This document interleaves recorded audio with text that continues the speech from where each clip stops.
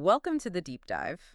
Today, we're going to set aside the big national headlines, all the glossy brochures of official power, and look at something much closer to home. And much more real. Much more real. We're talking about the true, often invisible mechanics of local power. We've synthesized a whole stack of sources, firsthand accounts, that we're calling the unwritten rules of local power.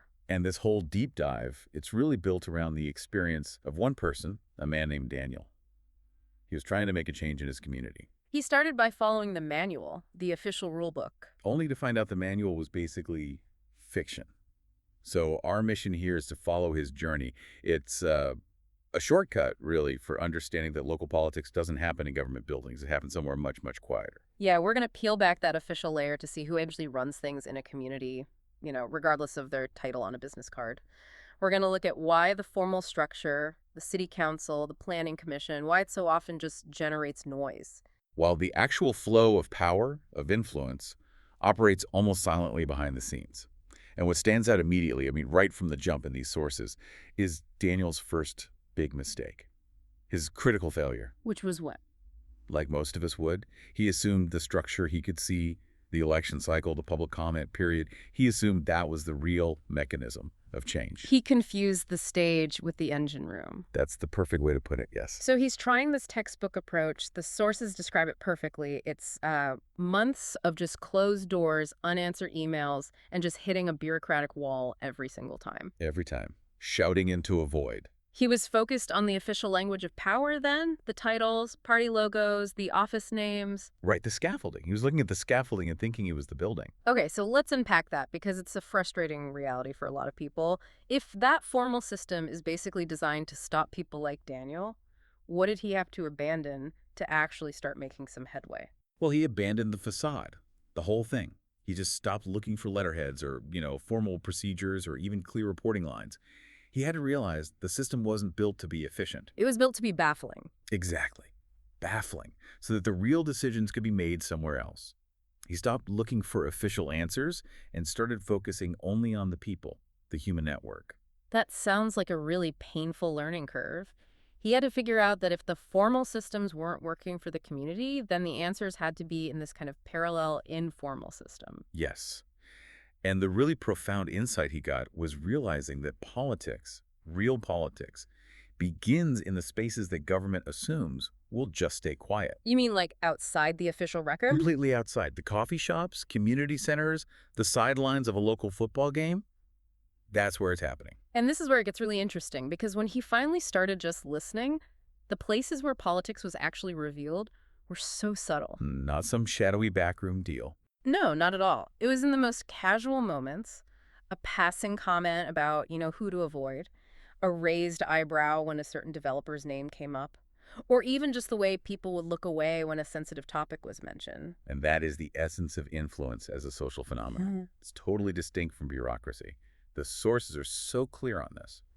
Power relies on social signaling, on nonverbal cues. So you stop reading the meeting minutes. You stop reading the minutes and you start paying attention to who interrupts whom in a casual conversation, or who everyone kind of defers to without a word being said. That body language tells you more than any written agenda.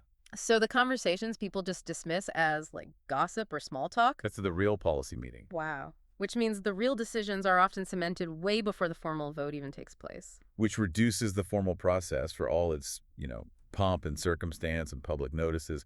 It reduces it to mere validation. It's a cover story. It's the necessary cover story for a decision that was made privately days, maybe weeks ago. Which, that brings us to the tragedy of it from the public's point of view.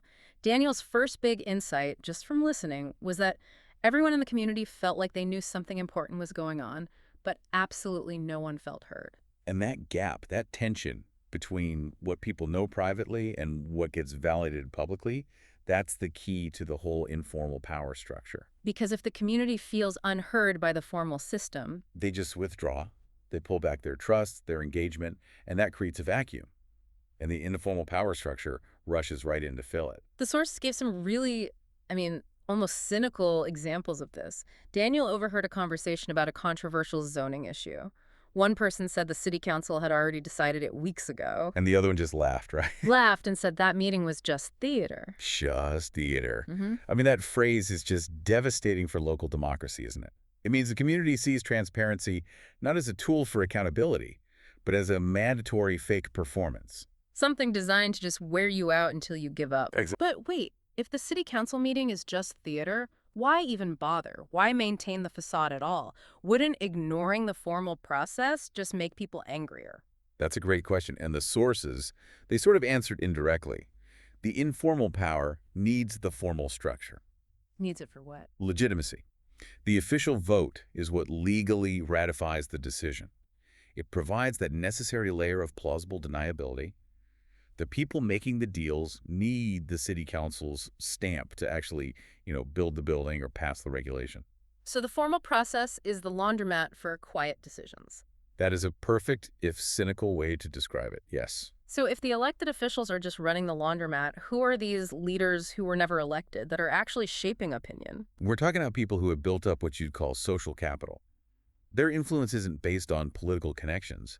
It's based on deep, sustained reliability within the community.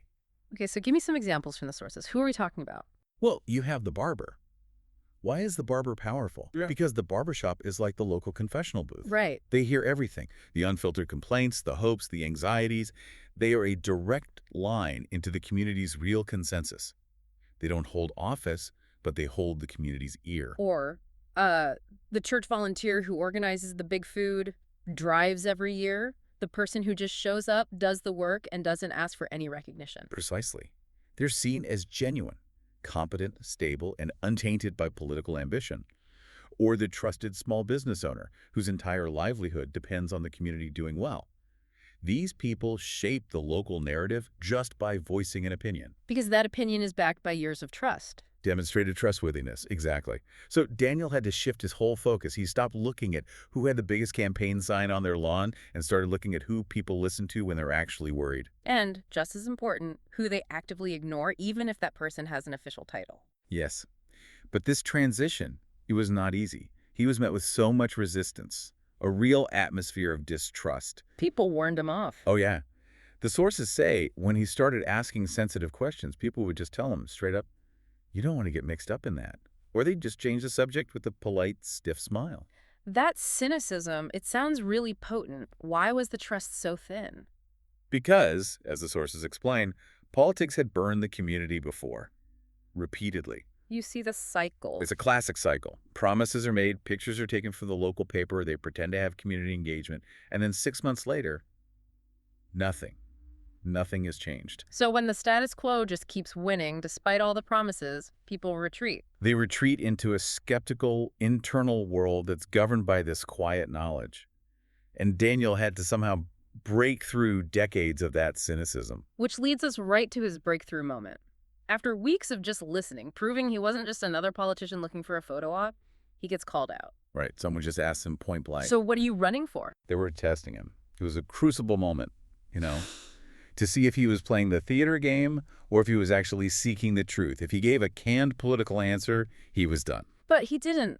The sources say he actually hesitated. He didn't have a speech ready. He just admitted the truth. What did he say? He said, I'm just trying to understand how things really work. And that was it. That was the key. The sources described the physical effect of that. The room relaxed. The whole atmosphere just shifted. Because seeking knowledge, not official power, that was the currency of this informal structure. Admitting he was ignorant actually opened the door. So once that honesty was on the table, the conversations changed. They got quiet, careful. And this is when Daniel starts receiving the real information. What was it? It wasn't public policy, it was relationship history. Names started coming up, the real power brokers, not the figureheads. Old deals, favor trading. Like, for instance, a discussion about how a key building permit for some new project got expedited because, 5 years ago, that same developer had quietly helped a neighboring business owner get a critical variance they needed. So we're talking about historical debts, personal compromises that have been building up for decades, and now they function as leverage. Precisely. And this kind of information, it's shared quietly because it's too volatile for the public record. It's the real operating manual for the invisible government. And the one phrase Daniel kept hearing over and over. Everybody knows, but nobody says it out loud. That's the one. That phrase is the core of this community's secret history. It defines hidden influence perfectly. It's this collectively understood history that, if you said it out loud, publicly, would expose the entire ecosystem and disrupt the quiet control. He wasn't being handed power. He was being handed the prerequisite knowledge to even begin to navigate that power structure. He was being given the playbook. The playbook. You can't challenge the system until you understand the relationships that hold it together. But of course, moving from being a clueless outsider to someone who holds secret knowledge, that comes with risks. Of course. He inevitably crosses an invisible line. That's the nature of getting close to power. You get too close to the flame. And the sources detail this one incident. One night, someone pulls him aside, low voice, serious tone, and they deliver a very clear message. Be careful, you're asking the wrong questions. And the distinction there is so important. The source specifies this was a warning, not a threat. There was no menace of violence. But maybe that's more chilling. It is, because it was confirmation. Confirmation that he had finally touched the bedrock of true local influence. It wasn't a warning about policy questions. It was a warning about questions of personal accountability, about those historical deals. The fact that the boundary existed and was enforced proved the informal structure was real and self-policing. And this tense moment, it gives Daniel his final crucial realization about the nature of power. What's a... He realized that if power has to announce itself, it's probably not real power. Real power doesn't advertise. It hides. It hides. The most influential people often have the lowest public profile. Because visibility creates scrutiny. If you're truly effective, your influence is subtle. It's embedded in the system. And it's only visible when someone like Daniel tries to disrupt the status quo. And Daniel's ultimate observation, the one that really defines the difference between the theater and the engine room, is this. The closer you get to true power, the quieter the room becomes. That is the ultimate sign of proximity. The public square is loud, it's confusing, it's filled with arguments. But in the rooms where the actual decisions get made, it's silent. Because the debate is over. The debate is over. Consensus has been achieved. And the few people in that quiet room are the ones in control. So we follow Daniel all the way from his initial frustrating failure inside the official structure. The theater.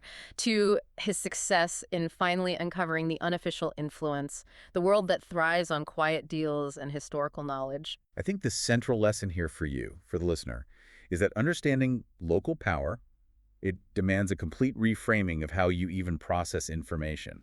You have to forget the official rosters, forget the campaign promises. And focus on who people trust. Who they trust and who they consistently ignore, no matter what that person's title is. You have to look at the social currency of trust, not the political currency of office. That social currency, those nonverbal cues, that knowledge that everybody knows but nobody says out loud, that's the shortcut. That's what Daniel found. And that hidden knowledge, that intimate history of a place, it governs everything. The ultimate realization that Daniel came to was this. The rules no one writes down. They are the rules that decide who rises and who disappears in your town. And that's the knowledge you should be seeking out. Thank you for joining us for the deep dive.